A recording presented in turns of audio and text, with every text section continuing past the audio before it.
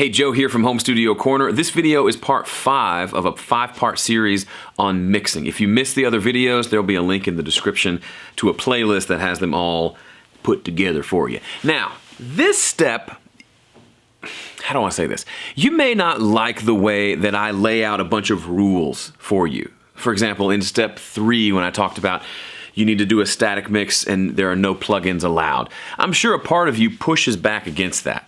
You might think, don't give me rules, bro.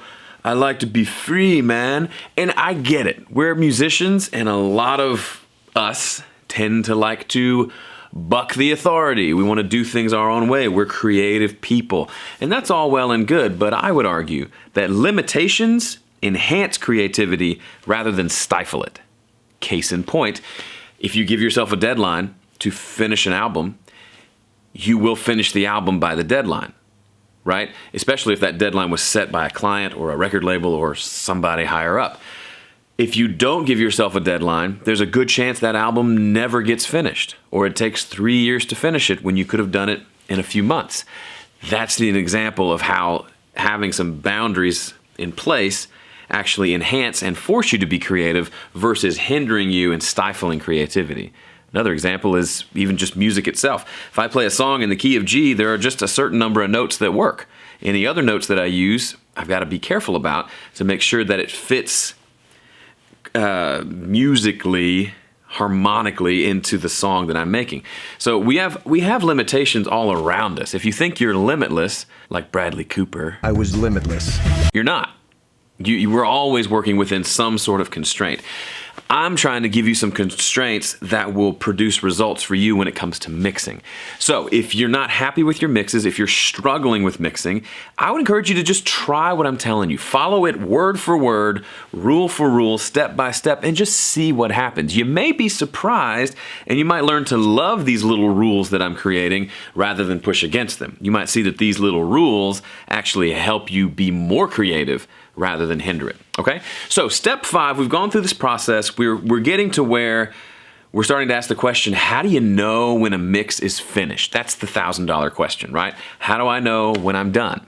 So I've got a system that I've created over the years that I use to let me know when I'm finished. And it's actually pretty simple.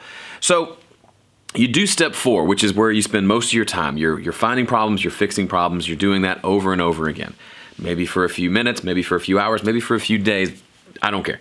But at some point, you start to think, I think I'm starting to kind of begin my initial descent. We're going to land this thing. Now, you may not know if you're just a few tweaks away from finishing or you have a lot of work to do. But at some point in the mix, you sit back and think, this is sounding pretty good. I might be close to finishing. When you get to that point, you have now entered step 5 territory. And for step 5, we're going to use the to-do method to get us to the finish line. This is the part where the mix could go on forever if you don't start to kind of hone in and focus and give yourself some restrictions that'll force you to make those final decisions. I would argue the last 10% of a mix. So you've done the first 90%. That last 10% is probably the most difficult, because you have to make final decisions on all the stuff that you've done prior to that point. And you've got to say, this is done. And you've got to send it off and say, this is finished. That last 10% is probably more difficult than the first 90 in a lot of ways. This method, this to-do method, is going to help you navigate that and give you some ways to check yourself to make sure that you're done when you're done and you're not over-mixing like we talked about in the last video. So it's really, really simple. All you need is a piece of paper and a pen. I just dropped something. Or an app that lets you check things off. So the Apple Reminders app or the Apple Notes app actually has some cute little circles that you can check off and do a little to-do list. You are literally going to make a to-do list for your mix. Now, don't leave. Stick with me. I know that sounds nerdy. We musicians don't like to admit that we're also nerdy, but hear me out. So the idea here is when you get to the point where you're thinking you're getting close to finishing, and you just need to figure out how much is left, then you put down everything. Put down the mouse, hands off the faders, and you rewind the song to the very beginning, and you listen from start to finish. This is important, okay? You listen from start to finish, and you sit on your hands. You don't have to literally sit on your hands, but you're not allowed to touch anything. That means when the song starts and verse 1 begins and it's sounding great, but then it gets to the chorus and the vocal's too quiet, you may not go touch that vocal fader. You keep your hands off of the mix for the entire 4 or 5 minutes that the song lasts. Why do we do this? Because we need to start pulling back a little bit. We've been zooming in on problems and then zooming out. Now we're going to zoom out a little bit more and we're going to say, okay, globally from start to finish, is this song working? And if not, what are the remaining problems that we need to address? And a part of that are things like the vocal is too quiet in the first chorus, but it's not too quiet in the first verse. So follow this train of thought with me. If you listen and you allow yourself to move the faders and to click things and mess with stuff, then you're going to listen, and during verse 1, the vocal is going to sound perfect. It's at the perfect level. You're so happy with it. But then the chorus hits, and you think, the vocal's a little quiet. What do? Well, you go move up the vocal fader. Guess what? Next time you go listen to verse 1, the vocal's going to be too loud, because you moved the fader up, and that moves up the fader for the entire song. So even though it sounds great in chorus 1 now, it's too loud in verse 1.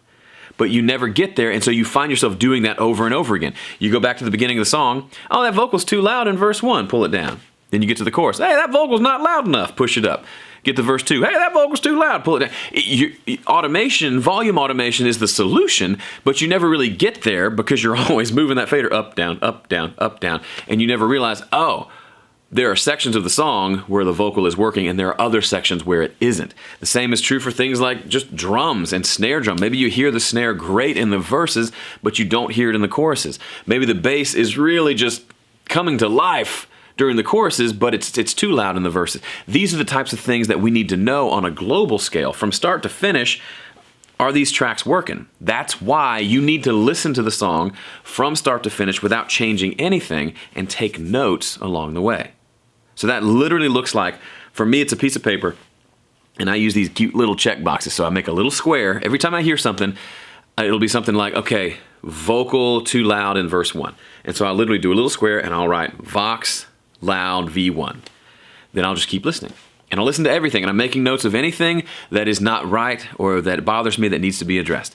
And then if I get to the chorus, and I feel like, okay, I said the vocals were loud in verse 1, chorus feels good, I'll say, vocals good at chorus 1. That's telling me that if I bring the vocals down for verse 1, I know I flipped the analogy, but if I change the volume of the vocal for verse 1, that I don't need to change it for the chorus because that actually feels good. So I've essentially given myself a to-do to go in and write some volume automation for verse 1 of the lead vocal, but not to mess with chorus 1. And so you go through the entire song making these notes. You're listening to the vocal, which is obviously one of the more important parts of the mix, but you're also listening overall to the drums and the bass and the guitars. How is everything balanced? Are there certain parts that feel muddy? Are there certain places where I lose the vocal? Are there certain places where it's getting too bright and harsh? And you're just taking notes. Now, the first time you do this, you may be super bummed out because you end up with a full page of stuff. And you thought you were getting close to being finished, and you realize, well, crap, I've got all this stuff to do. That's a good thing, okay? Because now you have a list of things to work on.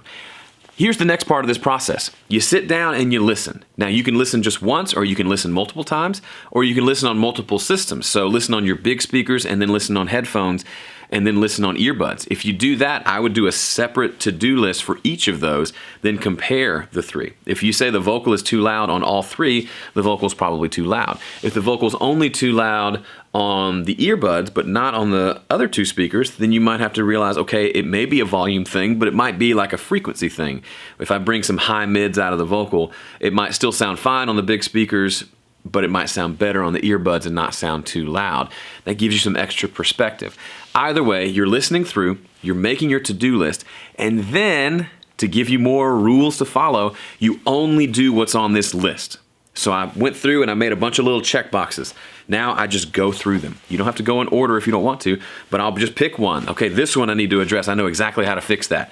Go in, fix it, and then stop. You're going to be tempted to go in and fix it and then say, oh, I heard that. Let me go. Oh, I heard that. Oh, I heard that. And that's how we end up 3 hours later and we've accomplished nothing. So go in and fix the one thing you set out to fix, and then pull on back, pull out your list and say, all right, check, next. Go through that entire list. Once you've gone through that list, your mix is probably not done because you had so many things to change. And changing this one might make this change obsolete. You just don't know yet.